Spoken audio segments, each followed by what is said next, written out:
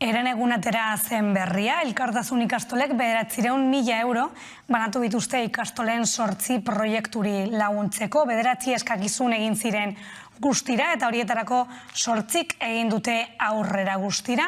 911.824 euro banatuko dituzte 8 eskari horien artean. Horren inguruan aritzeko gurekin dago gaur Koldo Tellitu, ikastolen elkarteko lehendakaria. Gabon, Koldo? Gabon, bai. Koldo, beste urte batez oso berri ona, ezta? Kondegu oso pizkat, zerrolako proiektuetara egongo da bideratuta dirua? Bueno, esan proiektu estrategikoak dira guretzat, ezta? Egia esan da, gaur beharra dutenak bihar gainera izan daitezen proiektu sendoa da gure asmoa, ezta? Eta adibide ugari ditugu elkartasun kutsari eta elkartasun ikastolei esker, gaur egun ikur diren ikastolak, esate baterako Armentia, Gasteizko Armentia, Bilboko Arrobia, Baionako Bernat Etxepare, bere garaian ere eskatu zutela eta oraingoan pentsatzen dugu hori lortzea dela gure helburua. Bereziki laguntzak behar duten lurraldetara bideratu dira, hau da, euskara ofiziala ez den lurraldetako ikastoletara, Trebiñu, Erribera, bereziki iparraldera eta Nafarroko Erriberara bideratu dira aipatu duzun diruak. Esate baterako iparraldera 300.056.000 euro, Nafarroa 320.000 euro eta Arabako Errioxara ere 80.000 eurora. Beste guztiak dagoen lanbide heziketako proiektu batera. Beraz, gure asmoa da bereziki hori da. Behar izan handiak dituzten ikastolei, bere proiektuak ataratzeko premia dituzten ikastolei laguntzea, ezta? Ikusleak pixkate kokatzeko elkartasun kutxa hori aipatu egin duzu. Labur bilduz, zer da elkartasun kutxa eta zeintzuk izan ziren edo dira sortzearen eta gaur egune horre egotearen helburuak? Bueno, ikastoletako guraso guztiek ipintzen dute urtean zehar diru bat, 15 euro ikasleko, horrela lortzen ditugu aipatu duzun 900.000 euro. Sortu zenean, beharra zegoelako sortu zen, ekonomikoki zenbait ikastol ahul ziren, eta hau, ikastola arazo, egoera horretan dagoen ikastolei laguntzeko helburuarekin sortu zen. Eta, azpimarratu behar dena da, laguntza ez dela ohiko funtzionamenturako gastuetarako ematen, baizik, eta inbertsio edo proiektu berrietarako baizik, ez da, horregatik lehen aipatu ditudanak, garai baten proiektu berriak ziren eta bere jaiotzan laguntzeko, laguntzen dugu. Era berean ere, esandakoa, lurralde, euskara ofiziala ez den lurraldentan dauden ikastolak ere aurrera eramateko, normalean, zailtasunak egoten dira, eta horiek aurrera eramateko ere, bideratzen dira gure laguntzak, ez da?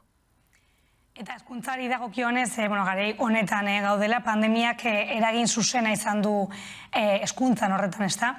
Zure ustez egoerak txarrera egin du eta zer neurritan? Orokorrean, garai oso gogorrak egon ziren, ez da, guk askotan azpimarratu dugu presentzialtasunaren falta bere momentuan oso gogorra izan zala proiektu pedagogikoak aurrera ateratzeko, egunerokotasunean gure irakasleek, gure langileek bere lan aurrera eramateko, baina egia izan da, gitzinaka normaltasun, kakotzen arteko normaltasun batera itzuli gara, eta momentu honetan, ia ez bada ezer gertatzen, horretan gabiz, ezta? Egia izan, proiektu batzuetan, esate baterako iparralden eta Nafarroan, jasotzen zituzten laguntzak herri urratz edo Nafarroen bitartez ziren lortu, eta hori ere sama bat izan zen, eta horregatik lehen aipatu ditudan zifrak, bereziki elkartasunaren kutsaren bitartez laguntzen ditugun ikastolak, inguru horretan kokatuak dira, ezta?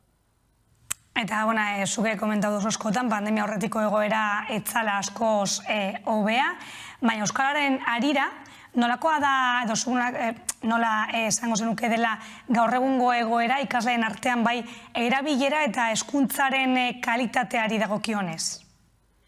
Daramagu denbora asko horren inguruan, ezta? Eta, ebaluazio diagnostikoaren emaitzak argi adierazten dute gure ikasleen, orokorrean hezkuntza sistema osoaren ikasleen maila berakada baten barruan sartunda daudela, eta horreri buelta eman behar diogula. Gure ustez lehentasunezko neurri bat izan beharko da gure amendik gitxira, espero dezagun onartua izango den lege horretan murgiltze eredu orokor bat ezartzea eta ikaste ereduak desagertzea, baina horrekin batera, guk askotan esaten dugu hori ezinbesteko neurria dela, baina horrekin bakarrik ez dugu ezer egingo, baina beste neurri batzuk bultzatu behar dira. Ez da, hezkuntza proiektuak, ikastetxetako hezkuntza proiektuak aurrera eramatea, diskurso euskararen inguruan, euskararen aldeko diskurso bat eta militantzia bat bultzatzea, hainbat neurri martxan ipini behar dira egoerari buelta emoteko. Egia esan da ere, nik uste azpimarratu behar dena azken egunotan entzuten ari garena, Kataluniatik datozen berriak ere, adierazten dute Katalunian ere, katalanaren ere erabilera hezkuntza sisteman beraka bat emon duela, Galiziarena genekien orain dela hilabeteak, eta horre nik uste dute ikertzeko bide bat dugula, ezta? Azken finean, zein eragina duen, gaur egungo mundu globalizatu honek, gureak diren moduko hizkuntze txikietan aurrera eramateko, eta hezkuntzan esate baterako, komplikatua da, ezta? Mundu globalizatu horrek eragin handia duelako kulturan, eta, kultura ezinbestekoa da beste zenbait kontuekin batera, aurrera eramateko gure hizkuntza. Baina, argi daukaguna da, lehen esandakoa neurri batzuk ezinbestekoak dira, eta gero elkarlanean, nizut hori ere euskalgintzako eragileen artean, euskal kulturaren jendearekin batera, gure hezkuntzaren sisteman euskararen normalizazioa edo berpizkunde bat lortzea, ez da? Bai, euskararen erabileraren berakada hori aipatu egin duzu. Nolakoa da gaur egun ezagutza eta erabileraren arteko harremana? Guk askotan esaten duguna da ezagutzaren inguruan fenomeno bat nahiko nabaria dela, ezta? Ezaguntza, nola esango nuke ni, ezagutza estandar batekin, jende asko, ez dakit nola esan, konformatzen dela, ezta? Eta ezagutza horrekin gero erabilera ez da bat ere erreza. Guk uste dugu lortu behar dugula kalitate gehiago. Gure ikasleak izan behar dute kalitate gehiago gero normaltasunez eta plazerrez euskera berba egiteko. Eta niozut hori erronka handi bat. Ezin dugun lana da, egon guk nik askotan erabiltzen dudan, ez dakit nik esaldi bateaz ez da, euskera ez da bakarrik teleberria ulertzeko, ez da, gero beste askozko gauza gehiago daude, eta erabilera horretarako behar du gure ikasleen kalitatea askoz ere handiago izatea, bestela beti, ibiliko gara, orain gertatzen dut dena, ez da, berakada batean. Aurrekoan aipatu egin duzu bai, militantzia, lanean jarraitzeko behar hori. Zure ustez, zer nolako aldaketak egon beharko lirateke hezkuntzan? Euskararen ikuspegitik edo orokorrean? Euskara? Euskararekin, euskarari dagokionez. Balen aipatu dudanak, dinote neurri asko behar dira, ez da? Eta berezik, aipatu ditut batzuk, baina beste batzuk aipatzearren, euskara izatea hizkuntza behikularra ikastetxe guztietan da duden langileak euskaldunak izatea, familiak ere implikatzea planteamendu honetan, familiak izatea agente aktibo bat euskara aurrera eramateko, lehen aipatu dute elkarlana euskal kultura eta euskalgintzako eragileekin, baina ezin dugu ahaztu ere herrietan dauden euskararen inguruan erakundeekin elkarlanean aritzea.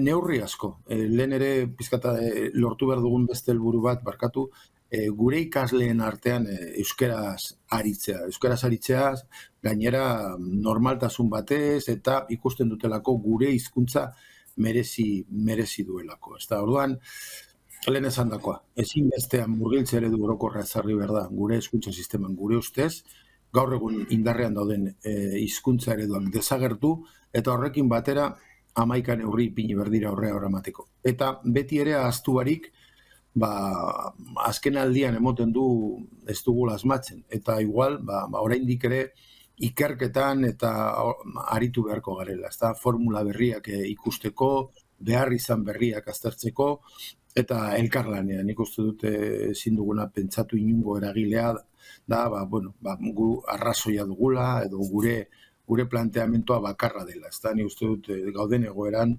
elkarlana ezinbestekoa dela, eta gauza asko agian frogatu beharko dugu ikusteko benetan posible den gure ikasleen euskara maila eta erabilpena handia.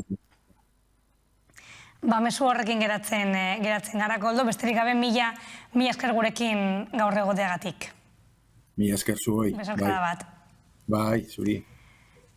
Eta solazaldiari pasoa eman